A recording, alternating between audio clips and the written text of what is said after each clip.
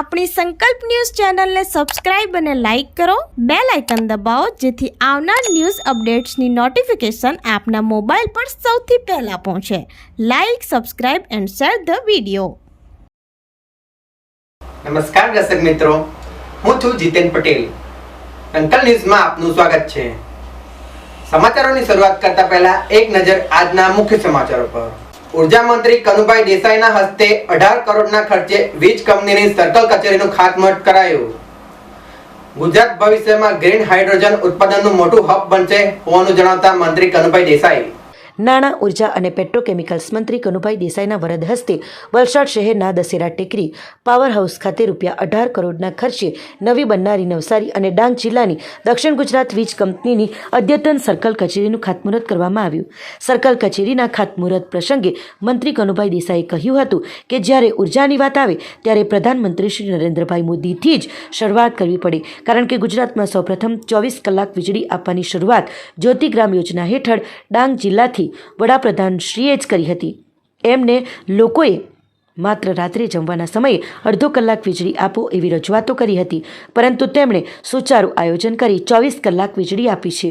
જ્યારે કોઈ સોલાર ઉર્જાનો વિચાર પણ ન કરતું હતું ત્યારે 2010થી ગુજરાતમાં સોલાર પોલિસી અમલમાં છે. આજે ગુજરાત સોલાર ઉર્જામાં દેશમાં પ્રથમ સ્થાને છે. ગુજરાત 11,000 મેગાવોટ ઉર્જા અને 10,000 મેગાવોટ સોલાર ઉર્જા ઉત્પાદન કરે છે. સમગ્ર વિશ્વનો સૌથી મોટો 30,000 મેગાવોટનો સોલાર પાર્ક ગુજરાતના ખાવડા ખાતે નિર્માણાધીન છે. ગ્રીન હાઇડ્રોજનનું ઉત્પાદન ભવિષ્યમાં ક્લાઇમેટ ચેન્જ સામે લડવામાં મહત્વપૂર્ણ સાબિત થશે અને ગુજરાત ગ્રીન હાઇડ્રોજનના ઉત્પાદનનું મોટું હબ બનશે. આ નવીન અદ્યતન કચેરીમાં ઉર્જા બચાવ માટે ઉર્જા સંરક્ષણના નિયમોને ધ્યાનમાં લઈને કચેરીનું નિર્માણ કરવામાં આવશે. કુદરતી પ્રકાશનો મહત્તમ ઉપયોગ થાય તેવું આયોજન કરવામાં આવ્યું છે. આ કાર્યક્રમમાં વલસાડ જિલ્લા પંચાયતના પ્રમુખ મનહરભાઈ પટેલ, જિલ્લા પંચાયત ઉપપ્રમુખ શ્રીમતી બ્રિજનાબેન પટેલ, જિલ્લા સંગઠન મંત્રી શિલ્પેશ દેસાઈ, સંગઠન મંત્રી કમલેશ પટેલ, DGVCLના અધિકારી, કર્મચારીઓ સહિત મોટી સંખ્યામાં લોકો ઉપસ્થિત રહ્યા હતા. જ્યારે પણ ઉર્જાની વાત થાય ત્યારે આપણા દેશના યશસ્વી વડાપ્રધાન નરેન્દ્રભાઈથી જ શરૂઆત કરવા પડે. જ્યારે 2002માં ગુજરાતના મુખ્યમંત્રી બન્યા ત્યારે લોકોએ એમને કીધું કે અમને જમવાના સમયે અડધો કલાક માટે વીજળી આપો, અને એમણે સમગ્ર ગુજરાતમાં 24 કલાક વીજળી આપવાનું એક આયોજન કર્યું અને એની શરૂઆત પણ આપણા ડાંગ જિલ્લાથી થઈ. જ્યોતિગ્રામ યોજનાની સૌપ્રથમ શરૂઆત થઈ હોય તો ડાંગ જિલ્લાથી થઈ, અને આવા અનેક પ્રસંગોએ ત્યારે સોલાર ઉર્જાનો કોઈ વિચાર નહીં કરતો હતો ત્યારે 2010માં સોલાર પોલિસી બનાવીને આપણા ગુજરાતની સૌપ્રથમ જે સોલાર પોલિસી છે એના લીધે આજે ગુજરાત સમગ્ર ભારતમાં સોલાર અને ઉર્જામાં નંબર 1 ઉપર છે. ઉર્જામાં આપણે લગભગ 11,000 મેગાવોટ, સોલારમાં 10,000 મેગાવોટ સાથે આ બધી યોજનાઓ જો ચાલે તો વીજળી સસ્તામાં સસ્તી પડે. અને હવે પછી તો આ કોલસાથી ચાલતા બધા પ્લાન્ટો ધીરે ધીરે બંધ થશે. સમગ્ર વિશ્વ જે રીતે ક્લાઇમેટ ચેન્જના બરડામાં આવી ગયું છે ત્યારે આપણા દેશના યશસ્વી વડાપ્રધાન જ્યારે વિશ્વના એક નેતા તરીકે એમણે જાહેર કર્યું કે 2070 સુધીમાં સમગ્ર વિશ્વમાં 0 કાર્બન થશે અને આપણું ભારત એમાં સૌથી આગળ હશે. આપણા ગુજરાતે 2047 સુધીમાં 0 કાર્બન કરવાનું નક્કી કરી દીધું છે અને ગુજરાતમાં આ રીતે જ આયોજન થઈ રહ્યું છે. દુનિયાનો સૌથી મોટો સોલાર પાર્ક 30,000 મેગાવોટનો આપણા ગુજરાતમાં ખાવડા ખાતે બની રહ્યો છે. સમગ્ર દેશમાં આપણે જોઈએ ને તો ઉર્જાનો વપરાશ 1200 યુનિટ છે. આખા વર્ષમાં એક માણસ 1200 યુનિટ વાપરે, દેશની એવરેજ છે. આપણા ગુજરાતમાં એવરેજ વપરાશ 2400 છે, એટલે કે ડબલ છે. ડબલ એટલા માટે છે કે આપણે અહીંયા ખેતીવાડી, ઉદ્યોગ અને શહેરીકરણ આ ત્રણ જગ્યાએ જે વિકાસ થયો છે એના લીધે ગુજરાતના વ્યક્તિગત વપરાશ સૌથી વધુ છે. ઉમરગામના માલવ અને નાહોલી ખાતે ₹70 કરોડના ખર્ચે બનેલા રેલવે ઓવરબ્રિજનું લોકાર્પણ કરાયું. ઉમરગામ તાલુકાના મલાવ અને નાહુલી ખાતે બનેલા રેલવે ઓવરબ્રિજનું લોકાર્પણ કરવામાં આવ્યું હતું, જેમાં ઉમરગામના ધારાસભ્ય સહિત જિલ્લા પંચાયતના સભ્ય ભરતભાઈ જાદવ, મુકેશ પટેલ, દીપક મિસ્ત્રી સહિત દિલીપભાઈ ભંડારી, કનુ સોનપાલ, પ્રકાશ પટેલ સહિત નરેશ પરમાર સહિત અન્ય સરપંચોએ હાજરી આપી હતી.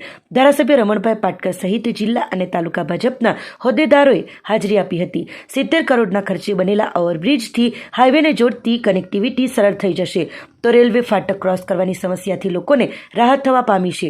હાલ ઉમરગામ તાલુકામાં રસ્તાઓ, રેલવે ઓવરબ્રિજો સહિતના માર્ગોના નવીનીકરણની કામગીરી પૂરજોશમાં ચાલી રહી છે. માર્ગ મકાન વિભાગ દ્વારા બનાવવામાં આવેલા બંને ઓવરબ્રિજોની કામગીરી પૂર્ણ થયાની સાથે લોકાર્પણના કાર્યક્રમો ચાલી રહ્યા છે.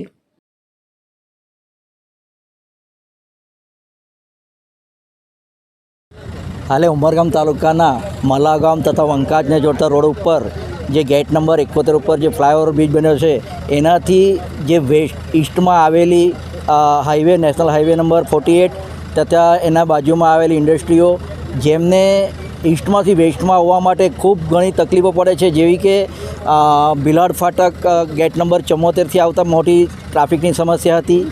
હાલે આ બ્રિજનું આજે લોકાર્પણ થઈ રહ્યું છે. ખૂબ મોટા વિકાસમાં પ્રમાણમાં થઈ ગયું છે, એટલે આપણે બધાને આ પ્રશ્ન સોલ્વ થઈ જશે કે જે 1-2 કલાક ટ્રાફિકમાં લાગતા હતા તેની જગ્યાએ હવે 5 જ મિનિટમાં આ ઓવરબ્રિજથી આપણે રેલવે ક્રોસિંગ કરી શકશું.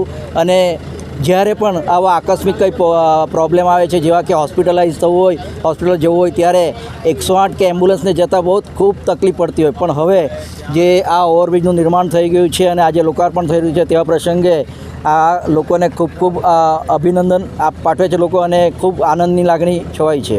આદિવાસી તાલુકો ઉમરગામ તાલુકાની અંદર જે લોકલ સમસ્યા જે છે એ હેવી વ્હીકલો ઇન્ડસ્ટ્રી સરીગામ અને ઉમરગામના લીધે હેવી વ્હીકલોના લીધે રેલવે ક્રોસિંગ ઉપર ભારે ટ્રાફિક હોવાના લીધે, ધારો કે ઈસ્ટમાંથી વેસ્ટમાં કોઈ હોસ્પિટલમાં જવું હોય કે વેસ્ટમાંથી ઈસ્ટમાં હોસ્પિટલમાં જવું હોય તો પણ બહુ મોટી સમસ્યા રહેતી હતી. અને પેશન્ટની સુવિધા માટે, હું તો એવું માનું કે પેશન્ટની સુવિધા માટે સારામાં સારો આ વિકલ્પ બહુ સારો થયો. અને હેવી વ્હીકલ રનિંગ ચાલતો રહેશે એટલે આપણા તાલુકામાં ટ્રાફિક જેવી સમસ્યા રહેશે જ નહીં. આજે ગુજરાત અને કેન્દ્ર એના અંદર જે ડબલ એન્જિનની સરકાર જે વિકાસના કામો સાથે વિશ્વાસ, જે પ્રજાલક્ષી વિશ્વાસ, જે માનનીય શ્રી પ્રધાનમંત્રી નરેન્દ્રભાઈ મોદી જે આ ગુજરાતનો સર્વાંગી વિકાસ જે થઈ રહ્યો છે, એનો ખૂબ આનંદની લાગણી અનુભવી રહ્યું છે. આજે ઉમરગામ રેલવે સ્ટેશનનું નવું નિર્માણ 26 તારીખે થઈ રહ્યું છે. આજે ઉમરગામ નવો બ્રિજ ઓવરબ્રિજ બની ગયો, પૂર્વથી પશ્ચિમ જો જોડતો બ્રિજ. આજે મલાવનું બી આજે લોકાર્પણ બ્રિજનું છે, એ બી ખૂબ ભવ્ય છે. અને એવી જ રીતે સંજાણનો પણ બ્રિજ જોડતો છે. ખૂબ જ આનંદની વાત છે. પાડી અંબાજ ખાતે ₹25.68 કરોડના વિકાસ કાર્યોનું નાણામંત્રીના હસ્તે ખાતમુહૂર્ત કરાયું. મેજર બ્રિજ 12 કરોડના ખર્ચે બનશે, જ્યારે રસ્તાઓનું કામ 13.68 કરોડના ખર્ચે પૂરું કરશે હોવાનું જણાવતા મંત્રી કનુભાઈ દેસાઈ, નાણાં, ઉર્જા અને પેટ્રોકેમિકલ્સ મંત્રી કનુભાઈ દેસાઈના હસ્તે પારડી તાલુકાના અંબાજ ખાતે પારડી તાલુકાના ₹25.68 કરોડના વિવિધ વિકાસ કાર્યોનું ખાતમુહૂર્ત કરવામાં આવ્યું, જેમાં અંબાજ Pariya road, સલવા મુળગામ અંબાજ road, major bridge અને અંબાજ ખેલાવ બરાઈ ગોઈમા રોડનું ખાતમુહૂર્ત કરવામાં આવ્યું. પારડીના પરિયા અંબાજ ચીભડ કચ્છ રોડ ₹8,68,00,000ના ખર્ચે 11 માસની સમય મર્યાદામાં તૈયાર કરાશે, જેમાં હયાત રોડની મજબૂતીકરણની કામગીરી, road furniture, box culvert, HP drain અને પ્રોટેક્શન વોલ સહિતની કામગીરી કરાશે. સલવાવ મુળગામ અંબાજ રોડ પર કોલ્લાક નદી ઉપર મોટા પુલની કામગીરી ₹12 કરોડના ખર્ચે પૂર્ણ કરાશે. આ પુલ બનવાથી વાપીથી અંબાજ વચ્ચેનું અંતર 18 કિલોમીટરની જગ્યાએ 5 કિલોમીટરનું થશે. અંબાજ ખેલાવ બરાઈ ગોઈમા રોડને પહોળો તથા મજબૂતીકરણની કામગીરી ₹5 કરોડના ખર્ચે 9 માસમાં પૂર્ણ કરાશે. આ રસ્તાથી અંબાજ, ખેલાવ, બરાઈ, ગોઈમા અને ડુમલાવના લોકોને લાભ મળશે. વડાપ્રધાન શ્રી નરેન્દ્રભાઈ મોદીના નેતૃત્વમાં ભારત વિશ્વની 11મી ઇકોનોમીથી 5મી ઇકોનોમી બન્યું છે અને આવનારા વર્ષ 2027 સુધીમાં વિશ્વની 3જી મોટી ઇકોનોમી બનવા જઈ રહ્યું છે, જેનાથી દેશના લોકોની માથાદીઠ આવકમાં વધારો થશે અને દરેક ક્ષેત્રે લાભો મળશે. મોદીજીના કાર્યકાળમાં જ ગુજરાતમાં જ્યોતિર્ગામ યોજનાથી 24 કલાક વીજળી મળતી થઈ ગઈ છે, તેમજ મફત અનાજ અને આયુષ્યમાન કાર્ડ યોજનાથી અનેક લોકોને લાભો થઈ રહ્યા છે. આ કાર્યક્રમમાં જિલ્લા પંચાયત કારોબારી અધ્યક્ષ મિતેશ પટેલ, બાંધકામ સમિતિના અધ્યક્ષ ભરતભાઈ જાદવ, પારડી તાલુકા પંચાયત પ્રમુખ દક્ષેશ પટેલ, પટેલ, વાપી તાલુકા પંચાયત પ્રમુખ મનોજભાઈ, વલસાડ સંગઠન મહામંત્રી શિલ્પેશ દેસાઈ સહિત મોટી સંખ્યામાં ગ્રામજનો ઉપસ્થિત રહ્યા હતા. ખાસ કરીને આપણે જોઈએ તો મોદી સાહેબ હંમેશા કહે છે કે અમે જેનું ખાતમુહૂર્ત કરીએ એનું લોકાર્પણ પણ કરીએ. આનું આપણે ખાતમુહૂર્ત કરેલું, લોકાર્પણ કરેલું ને અહીંયા લગભગ ત્રીજું ફંક્શન થયું છે. વચ્ચે અંબાજમાં કામ થતા નહીં હતા, પરંતુ ગયા 5 વર્ષમાં અંબાજમાં ઘણા કામ થયા. એક તો રસ્તો એવો હતો કે આ ગામમાં બસ આવતી નથી, લગ્નની બસ આવતી નથી, એટલે તે રસ્તો પણ આપણે બનાવ્યો, રાગા પડ્યા. એટલે જે છેલ્લા ઘણા સમયથી અંબાજમાં જે ચેન્જ આવ્યો છે, હવે આ ચેન્જ આપણે કાયમ માટે રાખવાનો છે અને એના માટે સંપૂર્ણ ગામ ચોક્કસ રીતે વિકસિત થઈ જવાનું છે, એની હું ખાતરી આપું છું. આખી દુનિયામાં આપણું ભારતનું અર્થતંત્ર મોદી સાહેબે 2014માં લીધું ત્યારે 11મા નંબરે હતું, અત્યારે 5મા નંબરે છે અને હવે પછી 27માં એ 3જા નંબરે થવા જઈ રહ્યું છે. 3જો નંબર થાય એનો અર્થ શું થાય કે દરેક લોકોની માથાદીઠ આવક વધે ને આવક વધે એટલે ધંધો, રોજગાર, ભણતર બધું વધે, આરોગ્ય પણ સુધરે.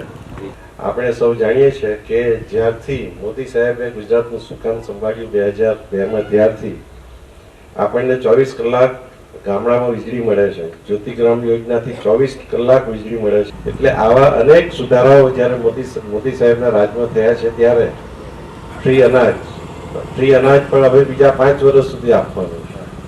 આયુષ્યમાન કાર્ડ, આ બધી જે યોજનાઓ સરકારે લાવ્યા છે, મોદી સાહેબ લાવ્યા છે અને હવે પછી જ્યારે આપણો દેશ વધુ વિકાસશીલ બનશે ત્યારે આનાથી ઘણા બધા જન સુખાકારીના કામો થવાના છે. તો આજના સમાચાર, નવા સમાચાર સાથે કાલે ફરી મળીશું.